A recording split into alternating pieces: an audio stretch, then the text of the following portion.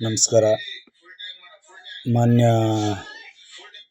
ಈ ದೇಶದ ಪ್ರಧಾನಮಂತ್ರಿಗಳೇ, ಮಾನ್ಯ ದೇಶದ ರಕ್ಷಣಾ ಸಚಿವರಾದಂಥ ಅಮಿತ್ ಶಾ ಅವರೇ, ಮಾನ್ಯ ನಮ್ಮ ಕರ್ನಾಟಕ ರಾಜ್ಯದ ಮಾನ್ಯ ಮುಖ್ಯಮಂತ್ರಿಗಳೇ ಹಾಗೂ ಮಾನ್ಯ ಈ ಕರ್ನಾಟಕ ರಾಜ್ಯದ ವಿರೋಧ ಪಕ್ಷದ ನಾಯಕರಾದಂಥ ಆರ್ ಅಶೋಕ್ರವರೇ ಹಾಗೂ ಮಾನ್ಯ ಈ ರಾಜ್ಯದ BJP ರಾಜ್ಯಾಧ್ಯಕ್ಷರಾದಂಥ ವಿಜೇಂದ್ರರವರೇ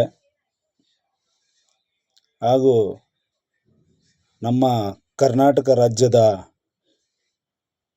ಎಲ್ಲ ರಾಜಕೀಯ ಪಕ್ಷಗಳಾದಂಥ BJP, JDS, ಕಾಂಗ್ರೆಸ್ ಶಾಸಕರುಗಳೇ,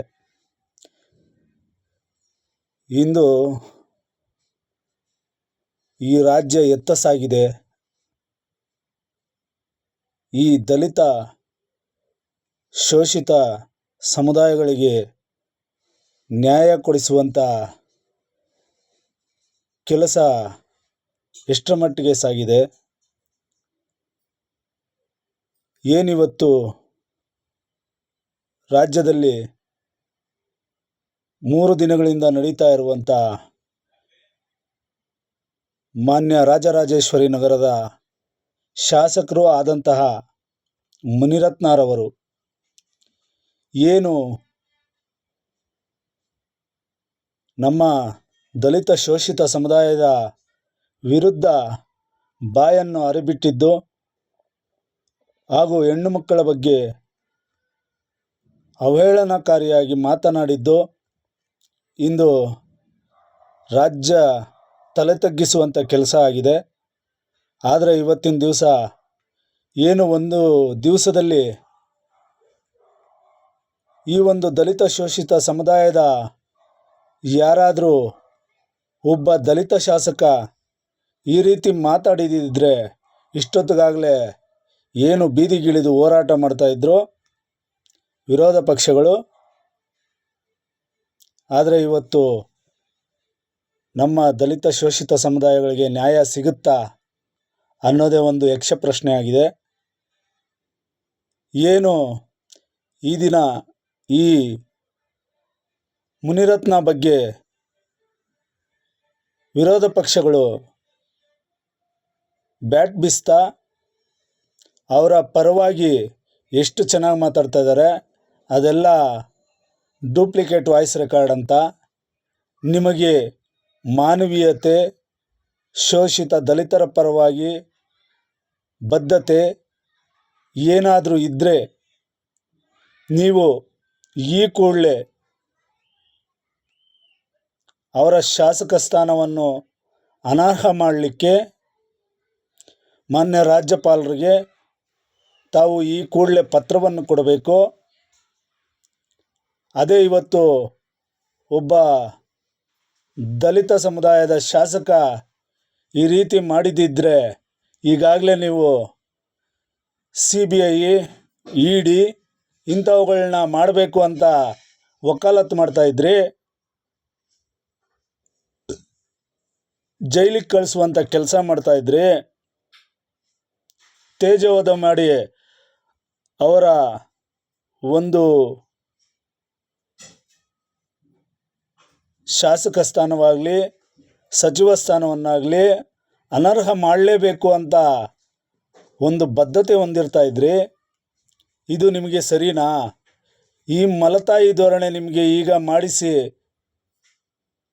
ಇಂಥ ಮಲತಾಯಿ ಧೋರಣೆ ಅನುಸರಿಸೋದು ನಿಮಗೆ ಸರಿನಾ? ಮಾನ್ಯ ಆರ್ ಅಶೋಕ್ರವರೇ, ಈಗ ಮಾಡಿಸಿ, CBI ದಾಳಿ ಮಾಡಿಸಿ, ED ದಾಳಿ ಮಾಡಿಸಿ, ಮುನಿರತ್ನರವ್ರ ಹತ್ರ ಏನು ಕೋಟ್ಯಾಂತರ ರೂಪಾಯಿ ಅವ್ರ ಹತ್ರ ಕೊಳಿತಾ ಇಲ್ವಾ? ಅದೆಲ್ಲ ಎಲ್ಲಿಂದ ಬಂತು? ಅವ್ರ ಮೇಲೆ ED ರೈಡ್ ಮಾಡಿಸಿ, ಅವ್ರ ಮೇಲೆ CBI ದಾಳಿ ಮಾಡಿಸಿ, ಪಾದಯಾತ್ರೆ ಮಾಡಿ. ಮಾನ್ಯ ಆರ್ ಅಶೋಕ್ರವರೇ, ಮಾನ್ಯ ವಿಜೇಂದ್ರರವರೇ, ಎಲ್ಲಿದ್ದೀರಿ ನೀವು? ನಿನ್ನೆ ಒಂದು ಪ್ರಶ್ನೆ ಹೇಳ್ತೀರಿ, ಅವರ ಮಾತಾಡಿರೋದಂತ ಡೂಪ್ಲಿಕೇಟ್ ಅಂತೀರಿ. ನಿಮಗೆ ದಲಿತ ವರ್ಗದ ಮೇಲೆ ಒಂದು ಬದ್ಧತೆ ಇದೆಯಾ ನಿಮಗೆ? ಮೇಲ್ವರ್ಗದವರು ಆಗಿರೋದ್ರಿಂದ ಮುನಿರತ್ನರವರು ಅವರು ಉಳ್ಳವರಾಗಿರೋದ್ರಿಂದ ಅವ್ರ ಹಣ ಎಲ್ಲಿಂದ ಬಂತು ಅಂದ್ರೆ ಈಗ CBI ED ದಾಳಿಗಳು ಬೇಕಾಗಿಲ್ಲ ಅಲ್ವೇ? ನಿಮಗೇನಾದರೂ ನೈತಿಕತೆ ಇದ್ದರೆ, ಶೋಷಿತರ ಪರವಾಗಿ ನಿಮಗೆ ಬದ್ಧತೆ ಇದ್ದರೆ, ದಲಿತರ ಪರವಾಗಿ ಬದ್ಧತೆ ಇದ್ದರೆ, ನೈತಿಕತೆ ಇದ್ದರೆ ನೀವು ಈ ಕೂಡಲೇ ಕೇಂದ್ರ ಸರ್ಕಾರವನ್ನು ಹಾಗೂ ರಾಜ್ಯ ಸರ್ಕಾರವನ್ನು ಆಗ್ರಹಿಸಿ CBI ED ದಾಳಿ ಮಾಡಬೇಕು ಅಂತ. ನೀವು ದಲಿತ ವಿರೋಧಿಗಳಾಗಿ ನೀವು ಈ ಥರ ಮಾಡಿದ್ರೆ ಮುಂದಿನ ದಿನಗಳಲ್ಲಿ ನಮ್ಮ ದಲಿತ ಶೋಷಿತ ಸಮುದಾಯಗಳು ನಿಮ್ಮನ್ನು ಯಾವುದೇ ರೀತಿ ಕ್ಷಮೆ ಅರ್ಹರಲ್ಲ ನೀವು. ಅದೇ ಒಬ್ಬ ದಲಿತ ನಾಯಕ ಈ ರೀತಿ ಮಾಡಿದಿದ್ರೆ ಇಷ್ಟೊತ್ತಿಗೆ ನೀವು ಏನು ಬೀದಿ ಹೋರಾಟಗಳು ರಂಪಾಟಗಳು ಮಾಡಿಬಿಡ್ತಾ ಇದ್ರಿ. ಇಂಥ ಮಲತಾಯಿ ಧೋರಣೆನ ನೀವು ಮಾಡೋದು? ಯಾಕೆಂದರೆ ನಿಮಗೆ ಈಗ ನಮ್ಮ ದಲಿತ ಸಮುದಾಯವನ್ನು ಬೈದಿರೋದು ನಿಮಗೆ ಆರಾಮು, ಇಷ್ಟ. ನಿಮಗೆ ದಲಿತರು ಹಾಳಾಗಿ ಹೋಗಲಿ. ದಲಿತ ಶಾಸಕರು ಈ ಒಂದು ರಾಜ್ಯ ಸರ್ಕಾರದಲ್ಲಿ ಇರಬಾರ್ದು. ಇದು ನಿಮ್ಮ ಮಲತಾಯಿ ಧೋರಣೆ. ನೋಡಿ, ನಮ್ಮ ರಾಜ್ಯದ ದಲಿತ ಶೋಷಿತ ಸಮುದಾಯದ ಮತಬಾಂಧವರು ಇದನ್ನು ಸೂಕ್ಷ್ಮವಾಗಿ ನಮ್ಮ ಮನಸ್ಸಿಗೆ ನಾಟುವಂತೆ ಇದನ್ನು ಇಟ್ಕೊಂಡು ಮುಂದಿನ ದಿನಗಳಲ್ಲಿ ಇವರಿಗೆ ಒಂದು ಎಚ್ಚರಿಕೆಯನ್ನು ಸಹ ಕೊಡೋಣ. ಕೆಲವು ದಿನಗಳಿಂದ ನಾವು ನೋಡ್ತಾ ಇದ್ವಿ, ಮಾನ್ಯ ಬಿ ನಾಗೇಂದ್ರರವರು ದಲಿತ ಸಮುದಾಯದ ಒಬ್ಬ ಶಾಸಕ, ಯುವ ನಾಯಕ, ಅವ್ರಿಗಾಗಿದ್ದಕ್ಕೆ ED ದಾಳಿ ಆಯಿತು. ಯಾಕೆ? ಇಂಥ ಶಾಸಕರ ಮೇಲೆ ED ದಾಳಿ ಮಾಡಲಿಕ್ಕೆ ನಿಮಗೆ ಯೋಗ್ಯತೆ ಇಲ್ವಾ? ಈ ಕೂಡಲೇ ಈ ಎಲ್ಲ ಪ್ರಶ್ನೆಗಳಿಗೂ ಮಾನ್ಯ ಆರ್ ಅಶೋಕ್ರವರು, ಮಾನ್ಯ ರಾಜ್ಯದ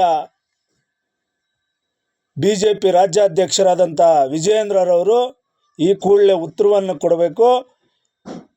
ನೀವು ಕೇಂದ್ರ ಸರ್ಕಾರಕ್ಕೆ ಶಿಫಾರಸು ಮಾಡಿ CBI ದಾಳಿ ಮಾಡಿಸಿ, ED ದಾಳಿ ಮಾಡಿಸಿ. ಮುನಿರತ್ನ ಮೇಲೆ, ಒಬ್ಬ ಹೆಣ್ಣುಮಗಳ ಮೇಲೆ ಈ ಥರ ಅವಾಚ್ಯ ಶಬ್ದಗಳಿಂದ ನಿಂದಿಸೋದು, ಒಬ್ಬ ದಲಿತ ಸಮುದಾಯದ ಮೇಲೆ ಅವಾಚ್ಯ ಶಬ್ದಗಳಿಂದ ನಿಂದಿಸೋದು ನಿಮ್ಮ ಪಕ್ಷಕ್ಕೆ ಇದು ಶೋಭೆ ತರುತ್ತಾ?